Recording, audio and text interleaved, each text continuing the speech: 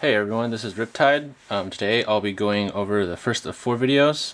This one will be involved in disassembling a KWA or KSC Glock 17. This specific one is a KWA and KSC mix. The top frame has been a polished KWA slide, and the frame is a old style mil-spec trademarked frame, KSC frame. This will cover all semi-automatic Glocks. Which means the disassembly type will be the same for the 17, the 19, 26, and 34. Just as a heads up, I will only be giving out pointers during disassembly. If there's anything you need to be noted while taking the gun down, otherwise I'll probably just stay silent. There's a few tools you'll probably be needing. 2 screwdrivers. I use them both as pin presses and to remove the few screws that are inside the frame. Some needle nose tweezers. These will help in getting the really small parts. Pliers of some sort. I simply use a multi-tool, and you need somewhere to place all the small parts that you'll be missing, so I'll just be placing it up here. Obviously, first make sure the magazine's empty, the chamber is empty as well.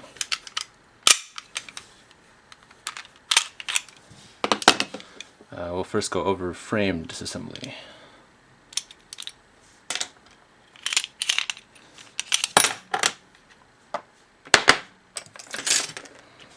I guess I'll do barrel first. The inner barrel easily slides out of the outer barrel. So the assembly here. There's a really small pin. That's all you need to punch out. Let's see.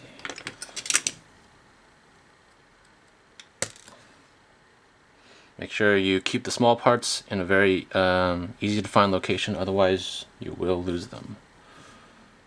When taking apart the barrel assembly, make sure you note there is a small spring that keeps tension of the BB loading ramp against the actual barrel nut. So don't lose the spring either.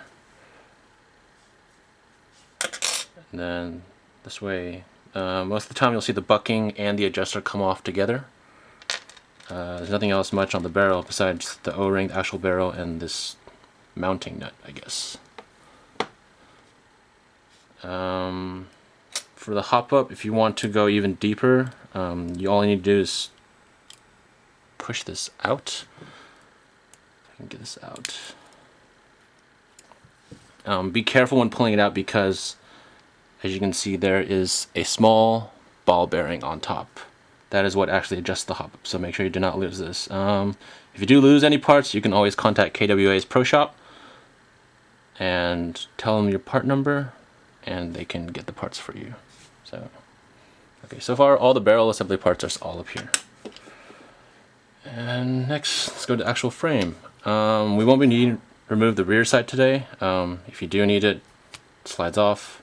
Front sight usually pops off because it's a pin held, but I kind of already super glued mine on because it kept falling off. So we won't need to go there. The only thing holding the blowback unit on the slide is this small Phillips screw here. Just take that off.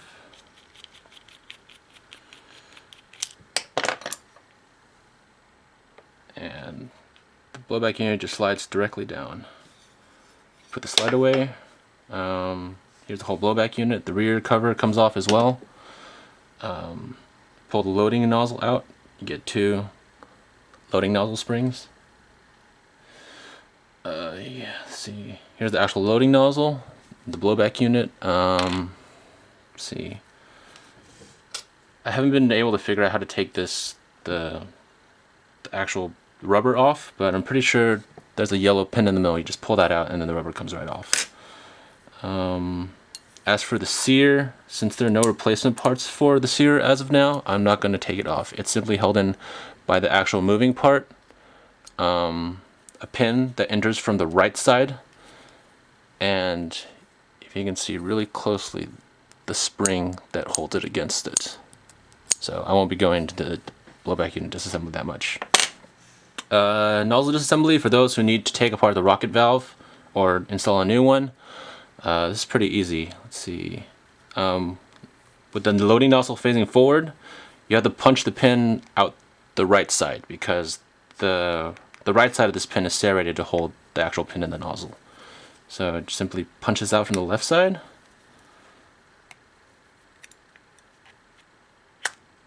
Here, pop, and then the loading nozzle and the spring come out by themselves. You can see I already upgraded mine. This is a Airsoft Surgeon one. Okay, I think that does it just for the upper slide. Let's go to lower. This is a bit harder because you can see obviously there's a lot more moving parts. So first thing is obviously make sure the trigger is still able to be pressed. That means the hammer is back. Take out, you see the trigger bar is linked to the trigger bar spring. Simply take that out. Get this out. This way the trigger should not return anymore. Okay. Let's see. We can take out the slide lock lever first. If you can see, this yellow spring is what holds the field strip slide bar out. So simply push down the spring and the slide bar should come right out. Let's see what's next. Okay, next would be obviously the trigger assembly pin and the hammer assembly pin. These are usually held in pretty tight, so you'll need a screwdriver to get them all out. Doesn't matter which way you press them out. Just know that the trigger pin is larger than the hammer pin.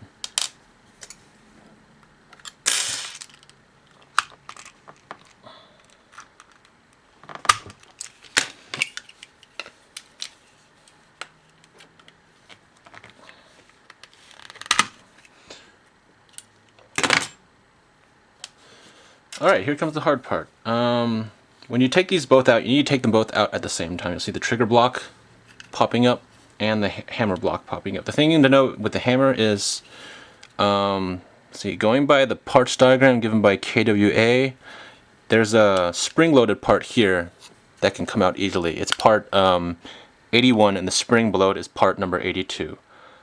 Make sure when you take them out, you put your hand over it so the spring doesn't pop out.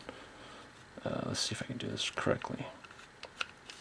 And basically the whole trigger block and hammer block will come out.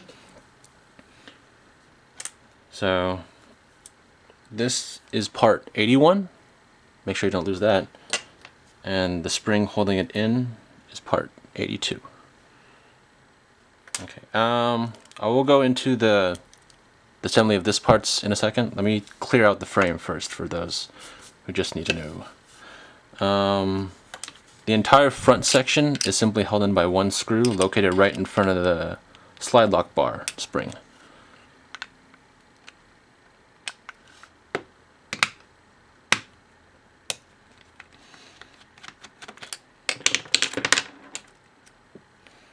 Once you get this out, you can just slide it upwards. Also note that the trigger bar spring is located right here. It's only held in by a little tab, so when you slide it out, take it out so you don't lose it. The whole thing comes off. What just fell was the little serial number marking that you see on the bottom of Glocks. So that's how it just simply slides into the bottom. Not really a big thing to lose over, but you know, whatever. Down here is the slide lock lever spring. Take it out if you want. You can see if you need to, I guess, rack up the tension on it to make your slide lock lever bar more springy, you can do it here. And the only thing left in here is actually just the frame and the magazine release. I'm not sure if you can see this, but let's get a flashlight.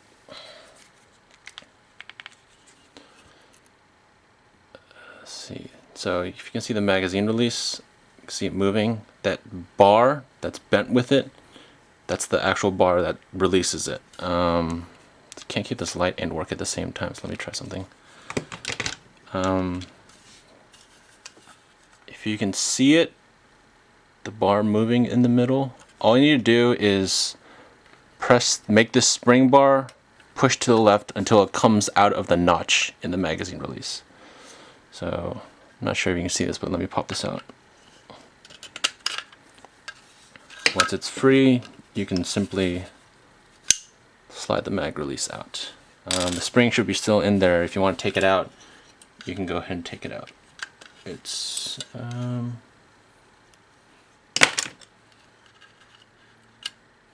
simply a rod. Okay, let's go into trigger and hammer assembly. These parts. I'm not sure if you can see, but the slide lock spring is pretty easy to fall out. It's locked to the actual slide release bar, but it's only held in via tension to the actual trigger housing. So first what you want to do is just slide this metal pin out, or like a cylinder. It holds the entire trigger and the magazine, or the slide release out. Oops, that came out. And the spring came out as well. So this is what the spring looks like.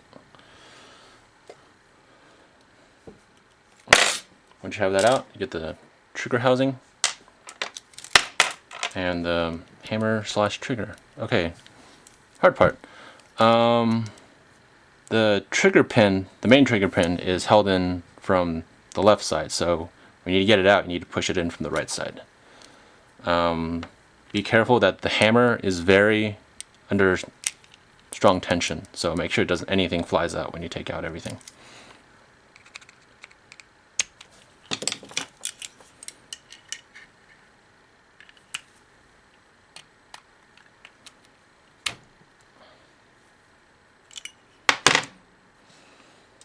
Okay, so to make sure nothing springs out, it's a good idea to, let's see, if you can see, get the flashlight again. There's a small little, I guess, pressable pin that the trigger usually depresses right to the right of the hammer. If you press that down, the hammer should release and you should be able to easily get all the parts out.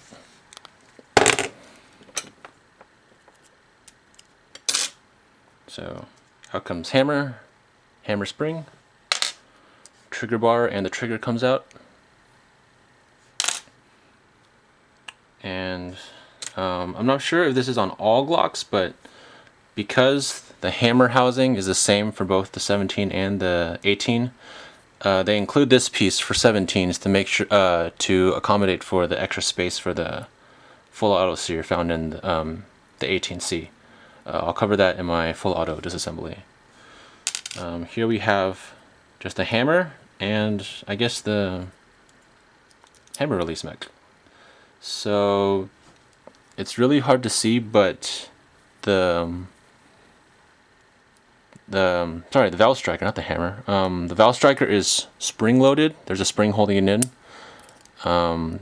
Depending, it should be either hooked from the right or the left. In my case, it's hooked from the right, so just take the spring out, and then you can see the valve striker.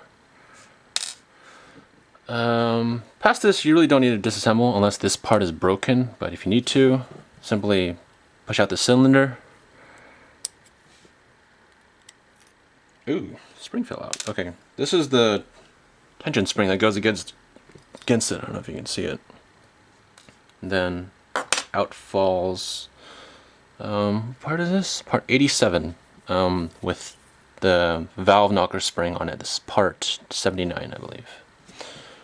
So there you have it. Those are basically all the parts to a Glock 17 completely disassembled.